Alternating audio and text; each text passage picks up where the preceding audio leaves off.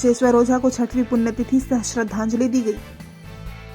भोजपुर जिले के शाहपुर में भाजपा को शिखर पर ले जाने वाले विशेश्वर ओझा की 6वीं पुण्यतिथि सह श्रद्धांजलि सभा शाहपुर हाई स्कूल के मैदान में हुआ। कार्यक्रम की तरफ से रक्तदान शिविर का आयोजन भी किया गया, जिसमें सैकड़ों युवा रक्तदान किए। सभी ने उनके तैल चित्र पर पुष्पांजलि और माल्यार्पण कर श्रद्धांजलि दी।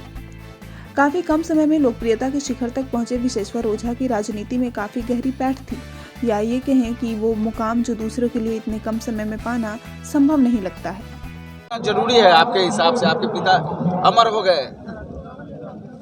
देखिए, ये उनके अमर होने का समय नहीं था। दुर्भाग्यवश वो हम लोग के बीच से चले गए। उस बात का हमें अभी भी दुख है। जब भी उनका नाम हमारे स्मरण में आता है, हम सबकी आंखें नम हो जाती है।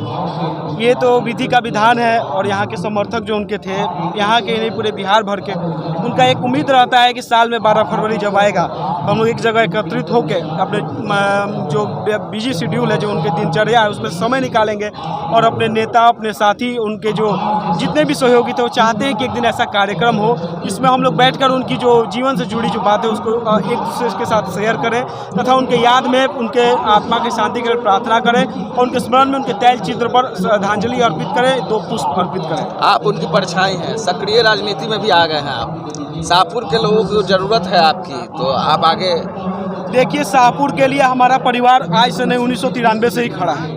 आपको पता हो कि हमारे पिताजी जब इंटर में पढ़ाई कर रहे थे, उसी समय जब गांव की कुछ समस्याएं थी गांव के लोगों की, उसके लिए उन्होंने अपने पढ़ाई को त्याग करके समाज सेवा के क्षेत्र में अपना कदम रखा था। उसके बाद से संघर्ष निरंतर हुआ, बहुत सी कठिनाइयां भी आई रास्ते में, और जिसका परिणाम था कि आज वो इस मुकाम तक पहुंचे थे। दुर्भाग्यवश कुछ लोगों के आंख में वो खटक रहे थे। सत्ता का संरक्षण था, अपराधियों का मनोबल बढ़ा हुआ था। राजद का जब भी सरकार आया है, अपराधियों का मनोबल बढ़ता रहा है। इसका परिणाम था कि हमारे पिताजी की हत्या कर दी गई। लेकिन उनके ना रहने के बाद हमारा एक ही प्रयास है कि जिस एम के साथ, जिस लक्ष्य के साथ उनकी हत्या कराई गई थी, तथा जिस लक्ष्य के साथ उनकी हत्या की गई थी, उसको हम लोग सफल नहीं होने देंगे। हमारे लोगों को, जो भी उनके समर्थक है, जो भी उनके साथी हैं, अगर कोई भी दबाने का प्रयास करेगा, अपना गुंडई, अपना दबंगई दिखाने का प्रयास करेगा, तो उसको ईंटा का जवाब पत्थर से हम लोग देंगे। कुछ अंदरूनी भी समस्या है, उसको कैसे है? देखिए, अंदरूनी समस्या आपको पता होगा, शाहपुर से जुड़े हुए पिछले चुनाव में भी आपको देखने को मिला था। पार्टी से नाराजगी मेरी उस समय भी नहीं थी। पार्टी समझ नहीं पाई यहाँ जनता किसे चाहती है, जिसके कारण ये जो भी परिस्थितिवश जो सिचुएशन उत्पन्न हुआ वो हुआ। आपको पता होगा कि जो भी अंदरूनी लोग हैं, जो हमारे अपने करीबी हैं, उनके साथ हमारा कोई संपत्ति का विवाद नहीं है, ना ही कोई ऐसा, ना ही कोई मारपीट है, किसी तरह का वैचारिक मतभेद है। आपको पता होगा कि हमारे परिवार को राजनीति में लाने वाले हमारे पिताजी थे। हमारा कोई राजनीतिक परिवार नहीं था, ना ही हम कोई आंदोलन से निकले हुए लोग थे।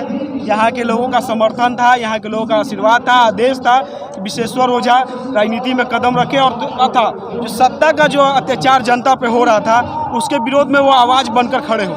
उसके लिए उन्होंने प्रयास किया, हर तरह से संभव किया। आपको पता होगा 2003 वर्ष 2016 के 12 फरवरी को एक शादी समारोह से लौटते वक्त शाहपुर थाना क्षेत्र के सोनवर्षा गांव में उनकी निर्मम हत्या कर दी गई थी।